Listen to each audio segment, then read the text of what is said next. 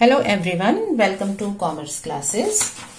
और आज हम करेंगे एप्रोप्रिएशंस आउट ऑफ सरप्लस, या जिसे हम कहते हैं एडजस्टमेंट्स रिलेटिंग टू सरप्लस। मतलब सरप्लस से रिलेटेड या रिजर्व से रिलेटेड एडजस्टमेंट्स किस तरह से डील करते हैं, ये कौन कौन सी एडजस्टमेंट्स होती हैं। सो जब आप एडजस्टमेंट्स कर रहे हो सरप्लस की, इसका एक हिडन मतलब क्या हो गया कि आपने अपनी statement of profit and loss बना ली है और आप यहां पर प्रॉफिट कैलकुलेट कर चुके हो। ठीक है ना। जब आपने प्रॉफिट कैलकुलेट कर लिया, ये प्रॉफिट आपका सरप्लस अकाउंट में जाता है, जिसका आपके पास कोई एग्जिस्टिंग बैलेंस भी हो सकता है, उसमें करंट ईयर का प्रॉफिट चला जाता है। अब इस प्रॉफिट को कैसे एडजस्ट किया जाएगा, उसके बारे में ये एडजस्टमेंट है। लाइक कंपनीज की वर्किंग सोल प्रोप्राइटरशिप और पार्टनरशिप से थोड़ी अलग होती है। In case of sole proprietorship और पार्टनरशिप क्या होता है, जो भी प्रॉफिट है वो पार्टनर्स या ऑनर अपने कैपिटल अकाउंट में डाल लेता है और उसके बाद वो डिसाइड करता है कि उसे अपने बिजनेस में रखें या उसको विड्रॉ कर ले। बट कंपनीज के केस में क्या है कि you have thousands of honours, that is share holders, तो आप सबके कैपिटल अकाउंट मेंटेन नहीं करते हो। सो कंपनीज में क्या है कि जो भी प्रॉफिट है उसको एक सरप्लस अकाउंट में डाल देते हैं और उसके बाद directors along with the share holders decide करते हैं कि इसको किस तरह से अप्रोप्रिएट करें। अप्रोप्रिएट मतलब इसका बंटवारा कैसे करें। तो किसी ईयर में हो सकता है कि आप इस प्रॉफिट का कुछ हिस्सा एज अ डिविडेंड डिस्ट्रीब्यूट करना चाहते हो, तो वो शेयर होल्डर्स की अप्रूवल के बाद डिविडेंड डिक्लेयर हो जाएगा, बढ़ जाएगा। या आपको लगता है कि इस साल प्रॉफिट कम है तो इसको रहने देते हैं या इसका कुछ पार्ट रिजर्व में डाल देते हैं। या फिर ऐसा भी हो सकता है कि आपके डायरेक्टर्स को लगता है कि काफी प्रॉफिट और रिजर्व जुड़ गया है तो इसको कैपिटलाइज कर लो, इसको कैपिटल शेयर कैपिटल में कन्वर्ट कर दो और इसके बोनस इशू करो, या तो नए शेयर्स इशू कर दो या पुराने शेयर्स में ही आपको थोड़ा बोनस दे दें। ठीक है ना। सो ये इसके यूजेस हैं। सो आज हमें यही करना है कि सरप्लस को एक कंपनी किस किस तरह से यूज कर सकती है, उसमें क्या क्या एडजस्टमेंट्स हो सकती हैं। तो सबसे पहली जो एडजस्टमेंट है, जो बहुत सिंपल है, ये है ट्रांसफर टू रिजर्व्स। जैसे जनरल रिजर्व हो गया, रिजर्व फंड हो गया। सो कंपनी के पास कई तरह के रिजर्व होंगे। डिबेंचर रिडम्पशन रिजर्व फंड बनाया होगा, सिंकिंग फंड हो सकता है, ठीक है ना, या फिर डिविडेंड इक्विलाइजेशन फंड हो सकता है। सो कंपनी ने जो डिफरेंट रिजर्व्स मेंटेन किए हुए हैं, उनमें अगर पैसा ट्रांसफर हो रहा है, प्रॉफिट का कुछ पार्ट ट्रांसफर हो रहा है, तो उसे कहते हैं appropriation for reserves, that is transfer to reserve. अब जो हमारा कंपनीज एक्ट है नया 2013 के अकॉर्डिंगली, ये कंपनी के हाथ में है, दैट इज डायरेक्टर्स का पॉलिसी डिसीजन है कि कितना रिजर्व में डालेंगे और कितना सरप्लस में रहेगा। सो इसमें कोई भी स्टैट्यूटरी रिक्वायरमेंट नहीं है, ये सारा वॉलेंटरी ट्रांसफर होगा। सो जो अमाउंट है ट्रांसफर का वो हमें गिवन होगा, या तो as it is transfer 50,000 to reserve और transfer 1 lakh rupees to sinking fund, या फिर ये बेस्ड हो सकता है certain percentage of current year profit. So जो करेंट ईयर का प्रॉफिट सॉल्व किया उसका परसेंटेज ले लेंगे और वो आप रिजर्व फंड में, सिंकिंग फंड में ट्रांसफर कर दोगे। ठीक है ना। तो इसका इफेक्ट क्या हुआ कि ये आपके सरप्लस में से कम हो गया और आपका जो रेलेवेंट रिजर्व है वो बढ़ गया। इसी तरह से विद इन द रिजर्व्स भी एडजस्टमेंट्स हो सकती हैं। जैसे आपने सिंकिंग फंड मेंटेन किया हुआ है, सो 12th क्लास में आपने क्या पढ़ा था कि आप जब डिबेंचर्स को रिडीम करना चाहते हो आफ्टर अ गिवन टाइम, आप उतने टाइम के लिए उसका सिंकिंग फंड बना लेते हो या एसेट के रिप्लेसमेंट के लिए सिंकिंग फंड बना लेते हो। ठीक है। तो आपका पैसा सिंकिंग फंड में जाता रहता है, सिंकिंग फंड बढ़ता रहेगा। अब जब आपके डिबेंचर्स रिडीम हो जाएंगे या आपकी एसेट रिप्लेस हो जाएगी, तो ये सिंकिंग फंड का पैसा कहां जाएगा, इसे जनरल रिजर्व में एडजस्ट कर देती है। ठीक है। सो ये आपके पास डायरेक्ट ट्रांसफर टू रिजर्व भी हो सकता है आउट ऑफ सरप्लस, या फिर आपके पास हो सकता है एडजस्टमेंट्स अमंग रिजर्व्स। रिजर्व्स की आपस की एडजस्टमेंट है, एक में से पैसा निकाल रहे हो दूसरे में डाल रहे हो, तो प्लस और माइनस आपको रेलेवेंट रिजर्व में कर देना है। जैसे मैंने बताया ना कि आपका डिबेंचर रिडम्पशन रिजर्व फंड बनाया हुआ है 1 लाख का, आज आपके डिबेंचर्स रिडीम हो गए हैं, सो अब इस फंड की जरूरत नहीं है। इस फंड में से इस पैसे को निकालो और इसको कहाँ डाल दोगे, आप इसे डाल दोगे जनरल रिजर्व में। सो जो भी एडजस्टमेंट है एज इट इज आपको कर लेनी है, ठीक है ना। अब अगर आपने कोई ओल्ड बुक ली हुई है तो उसमें स्टैट्यूटरी रिजर्व का ट्रांसफर होता है। लाइक 2013 से पहले था कि आपको अपने प्रॉफिट्स का कुछ पोर्शन कंपल्सरीली जनरल रिजर्व में डालना है depending upon rate of dividend. अगर कंपनी 10% से ऊपर 10% से ऊपर डिविडेंड देती थी तो उनको कुछ पार्ट अपने प्रॉफिट्स का कंपल्सरीली जनरल रिजर्व में डालना था। सो अगर आपकी ओल्ड एडिशन है तो उसमें हो सकता है आपके पास वो टेबल हो जिसमें कंपल्सरी ट्रांसफर टू रिजर्व दे रखा हो। ये इस तरह से है कि इतना डिविडेंड होगा तो इतना ट्रांसफर होगा, बट ये चीजें अब एप्लीकेबल नहीं है, ठीक है। सो न्यू लॉ के अकॉर्डिंगली सिर्फ हमारा वॉलेंटरी ट्रांसफर ही होगा। So this is one type of adjustment. Second क्या है, एप्रोप्रिएशन फॉर डिविडेंड। आप डिविडेंड देना चाहते हो, ठीक है ना। अब कंपनीज अपना प्रॉफिट ऐसे ही बांटती है ना, क्योंकि वो कैपिटल अकाउंट तो बना नहीं रही कि हर पार्टनर के अकाउंट में पैसा चला गया, प्रॉफिट का हिस्सा चला गया और वो उसको ड्रॉ कर सकता है। सो कंपनीज क्या करती है, डिविडेंड डिक्लेयर कर देती है कि जैसे प्रॉफिट बहुत है, चलो इस बार 10% डिविडेंड देंगे या 5% डिविडेंड देंगे। सो अब डिविडेंड किस टाइम पे दे रहे हो उसके अकॉर्डिंगली हमारे पास 2 तरह का डिविडेंड होता है। एक है इंटरिम डिविडेंड। इंटरिम डिविडेंड का मतलब है इन टर्म, मतलब जो ईयर की टर्म चल रही है उसके बीच में कहीं आपने डिविडेंड दे दिया। लाइक फर्स्ट 6 मंथ्स कंप्लीट हुए, आपने अपने हाफ ईयरली स्टेटमेंट निकाली, प्रॉफिट्स चेक किए, you have very good profit, तो आप कहते हो कि हम इंटरिम डिविडेंड मतलब ड्यूरिंग द टर्म ही डिविडेंड दे देंगे से 5%। तो ये दिया जाएगा, जो भी सरप्लस का बैलेंस है उसमें से ये डिविडेंड आप दे सकते हो इजीली, ठीक है। तो इसका अमाउंट कितना होगा, अमाउंट होगा रेट ऑफ डिविडेंड, और नॉर्मली जो डिविडेंड है वो पेड अप कैपिटल पे देते हैं। पेड अप कैपिटल आपको पता है ना, टोटल कैपिटल जितनी कॉल की माइनस अनकॉल्ड मनी।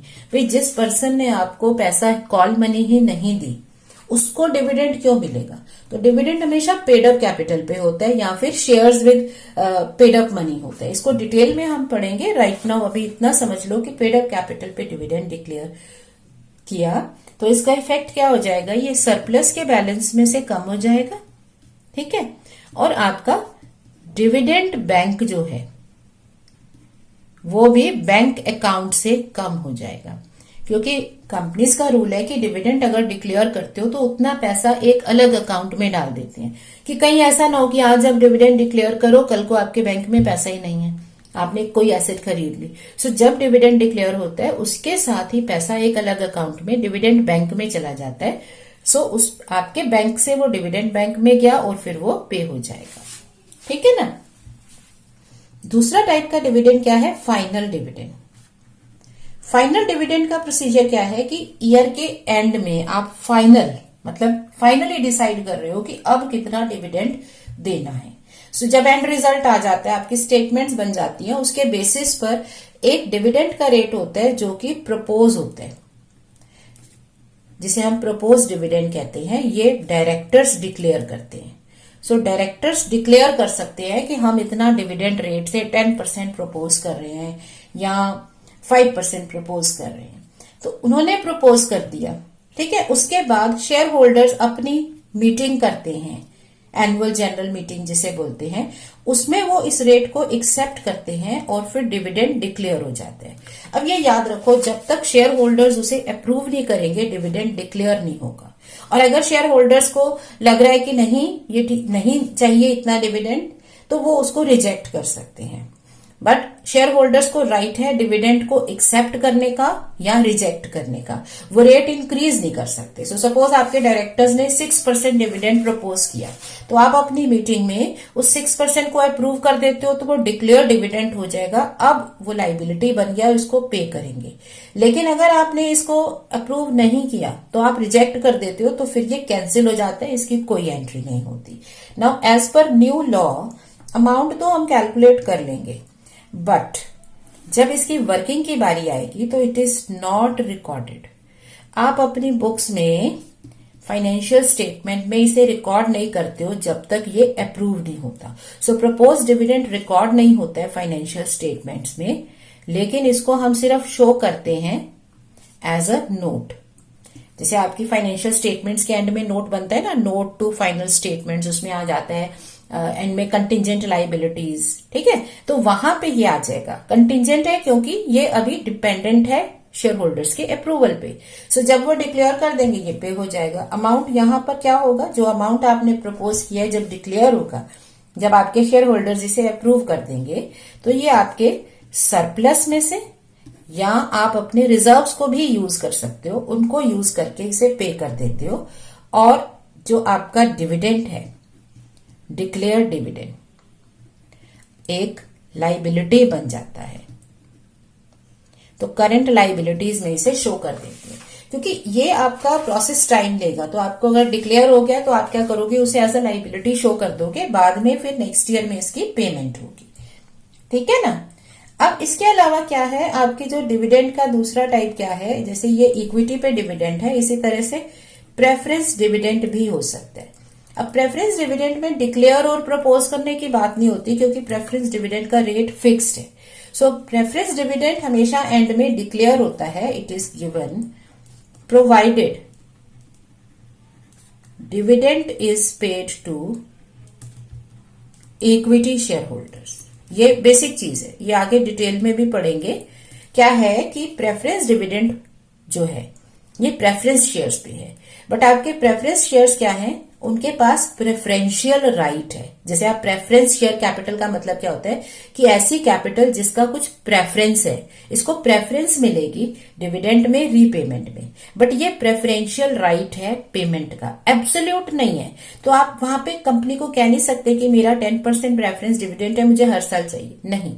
ये आपको तब मिलेगा अगर कंपनी इक्विटी को डिविडेंड दे रही है, ठीक है। तो आपका राइट एब्सोल्यूट नहीं है कि हर बार डिविडेंड पे करना है। प्रेफरेंस डिविडेंड प्रेफरेंशियल राइट देता है, तो अगर इक्विटी को डिविडेंड मिल रहा है तो प्रेफरेंस डिविडेंड भी दिया जाएगा। तो इसका अमाउंट कैलकुलेट हो जाएगा, प्रेफरेंस शेयर कैपिटल जो पेड अप हो इनटू जो उनका रेट स्पेसिफाइड है। इसकी वर्किंग भी सेम है, ये दोनों वर्किंग है, सरप्लस में से कटेगा, रिजर्व में से कटेगा और एज अ लाइबिलिटी शो होगा। बट याद रखो ये तभी आएगा जब इक्विटी को दे रहे हो डिविडेंड। दूसरी चीज, हमारे प्रेफरेंस शेयर कैपिटल जो है वो यूजुअली, मतलब अगर कुछ और नहीं लिखा तो हम इसको क्यूमुलेटिव प्रेफरेंस कैपिटल कहते हैं। मतलब अगर आपने पिछले साल डिविडेंड नहीं दिया सपोज, तो प्रेफरेंस को भी पिछले साल डिविडेंड नहीं मिला होगा, लेकिन इस बार जब आप डिविडेंड दे रहे हो तो आप पहले पिछले ही साल का डिविडेंड दोगे, फिर इस ईयर का दोगे। सो इनके डिविडेंड एक्यूमुलेट होते जाएंगे unless and until otherwise given. So ये हम डिविडेंड की वर्किंग करेंगे। एंट्री बहुत सिंपल रहेंगी।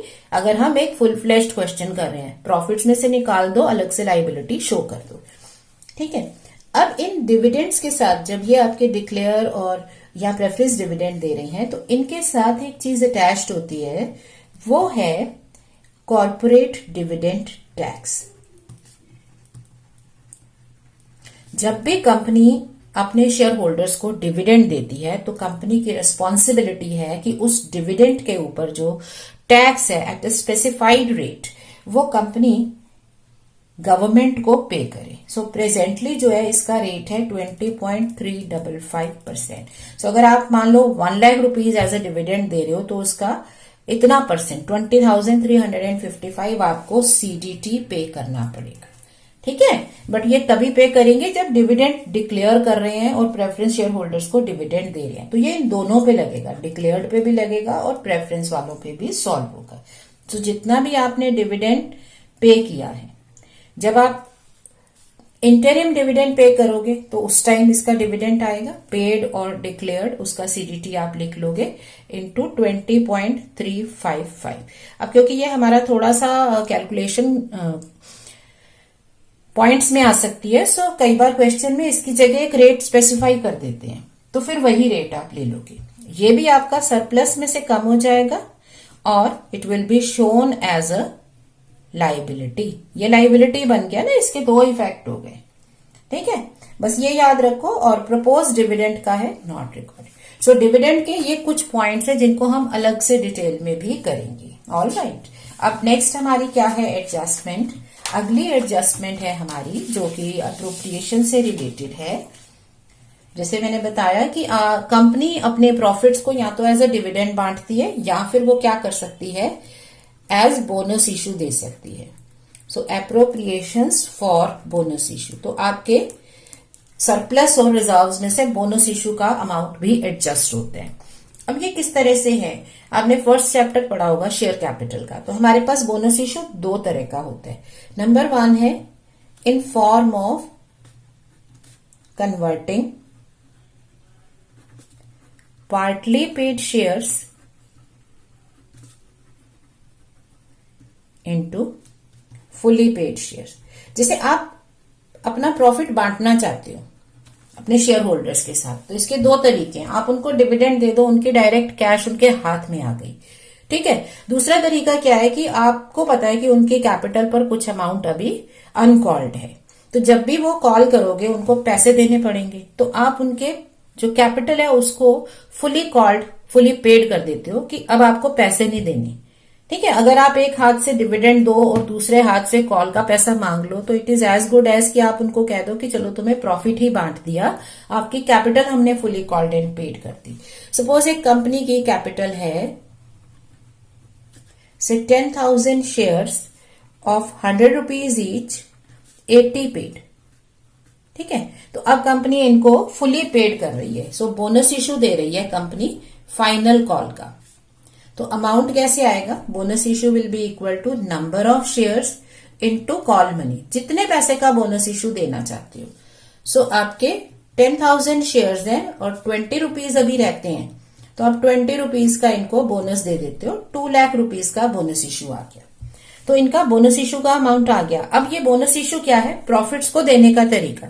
अब प्रॉफिट डिविडेंड की तरह कैश में नहीं दे रहे हो, प्रॉफिट को कैपिटल में कन्वर्ट कर रहे हो। तो अब आपको इसके सोर्सेज नोट करने होंगे कि बोनस इशू कहां कहां से दे सकते हैं।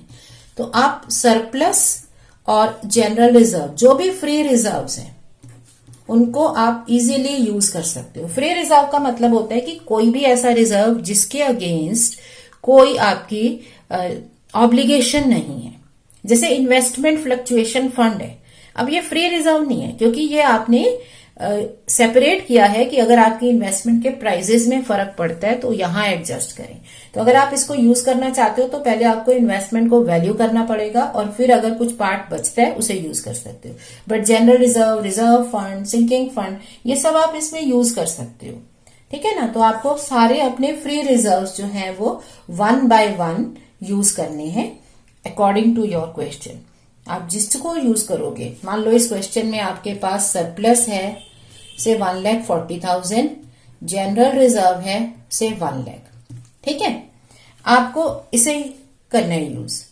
सो आप कुछ नहीं लिखा तो पहले हम रिजर्व यूज कर लेंगे 1,40,000, तो 60,000 हमें सरप्लस यूज करेंगे, 60,000 रिजर्व में से यूज करेंगे क्योंकि टोटल हमें 2 लाख चाहिए।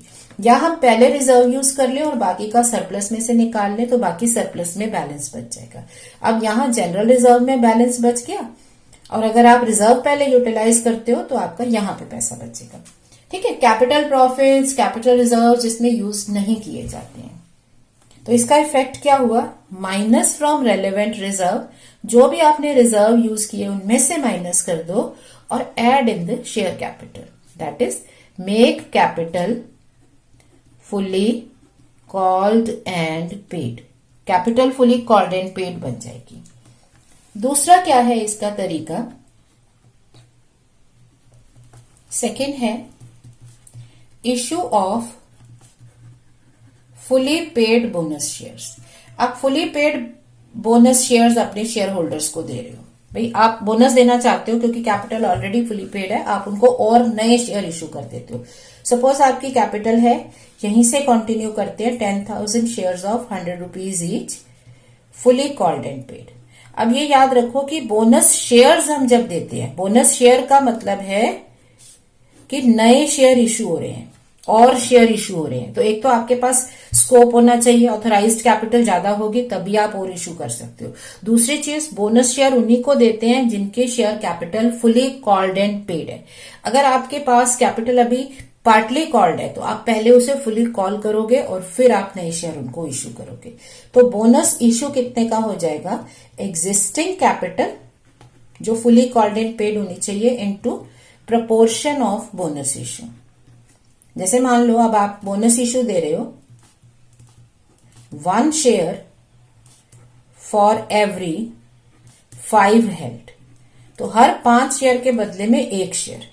तो बोनस इशू कितने का हो जाएगा, आपके पास है 10,000 shares, so 1/5, 1 for every 5 held, और आपके शेयर्स है 100 रुपीज वाले। सो 2,000 shares at the rate of 100 rupees, तो आपका बोनस इशू आ गया 2 lakh.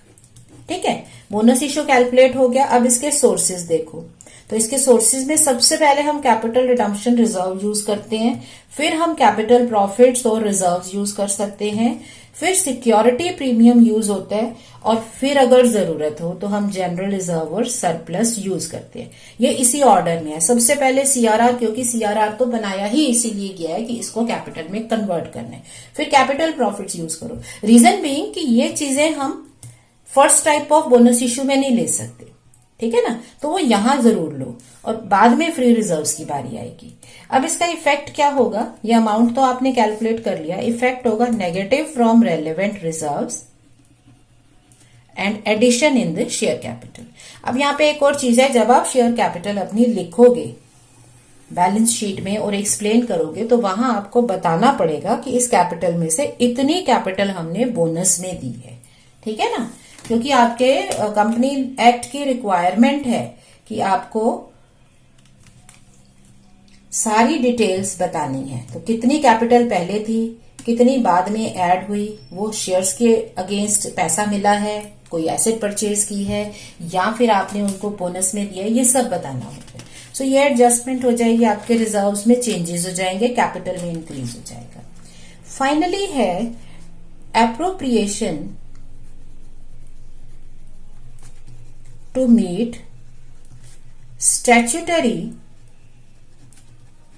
requirement on redemption of preference shares, कि आप अपने प्रेफरेंस शेयर्स रिडीम कर रहे हो, ठीक है, तो आपको उसमें सीआरआर में ट्रांसफर करना होता है, कैपिटल रिडम्पशन रिजर्व में पैसा डालना होता है। कितना, जितनी आपकी प्रेफरेंस कैपिटल रिडीम हुई माइनस फ्रेश इशू, जितना आपने फ्रेश इशू कर लिया, बाकी का पैसा आपको इस रिजर्व में डालना है। तो इसके सोर्सेज क्या है, इसके सोर्सेज है वही सरप्लस, जनरल रिजर्व और एनी फ्री रिजर्व, ठीक है ना। तो जब भी आप अपने प्रेफरेंस शेयर्स को रिडीम करते हो या आप अपनी कैपिटल को बाय बैक प्लस कैंसिल करते हो तो उसके अगेंस्ट आपको कैपिटल इक्विवेलेंटली बढ़ानी है।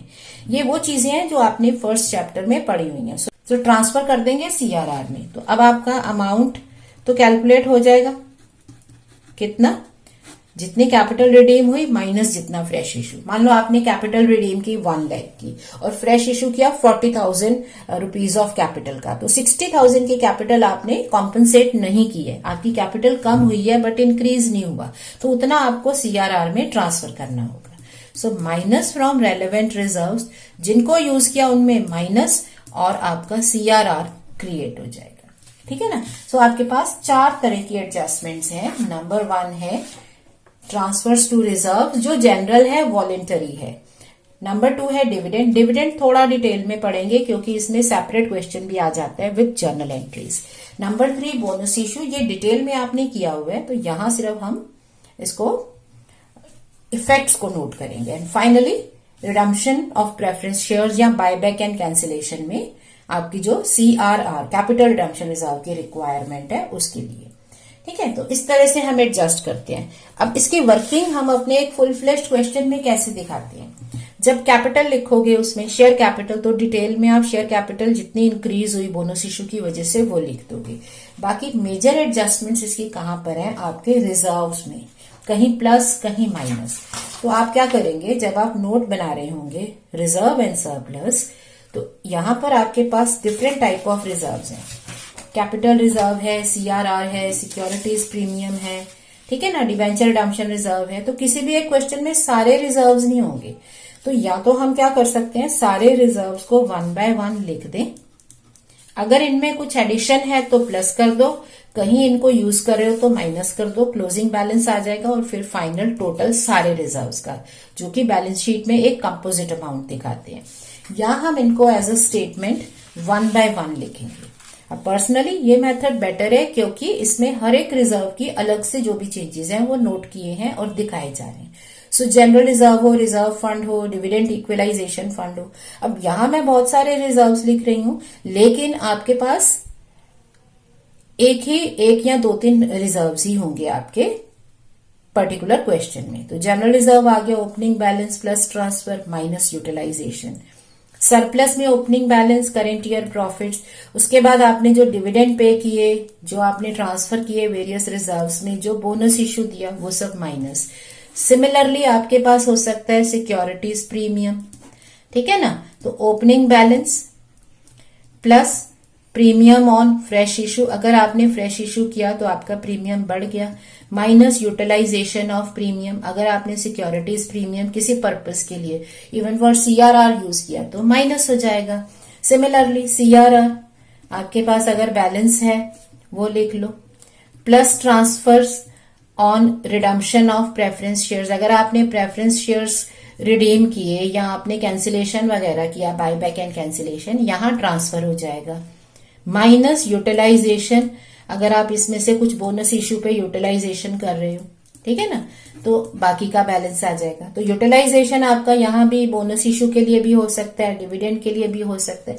सो रिजर्व्स में जो चेंजेस आ रहे हैं वो आप सारे नोट करके फिर फाइनल बैलेंस लिखोगे। तो कैसे करोगे इसको आप वर्किंग में, जैसे आप रिजर्व एंड सरप्लस की वर्किंग कर रहे हो, तो नंबर 1 आपका जनरल रिजर्व है, सारे चेंजेस नोट किए आउटर कॉलम में अमाउंट। फिर आपका डिबेंचर रिडम्पशन रिजर्व फंड है, सारे चेंजेस नोट किए आउटर कॉलम में। सीआरआर है, ठीक है ना, सारे चेंजेस नोट किए। सिक्योरिटीज प्रीमियम है, सो सब चेंजेस प्लस माइनस नोट किया, आउटर कॉलम में अमाउंट लिखते जाओगे। सरप्लस हो जाएगा फाइनली, सरप्लस में ज्यादा एडजस्टमेंट्स होती हैं, फाइनल। सो यहां पे आ जाएगा आपका टोटल रिजर्व एंड सरप्लस, जो कि आप बैलेंस शीट में शो करोगे, ठीक है ना। सो इस तरह से हम अपनी एडजस्टमेंट्स कर सकते हैं for appropriation out of surplus या adjustments relating to surplus. 4 adjustments हैं, उनको अच्छे से याद रखना है और बारी बारी से करना है। नाउ नेक्स्ट टाइम क्या करेंगे, हम इनकी जर्नल एंट्रीज को समझेंगे। So keep practicing, keep smiling. Thank you.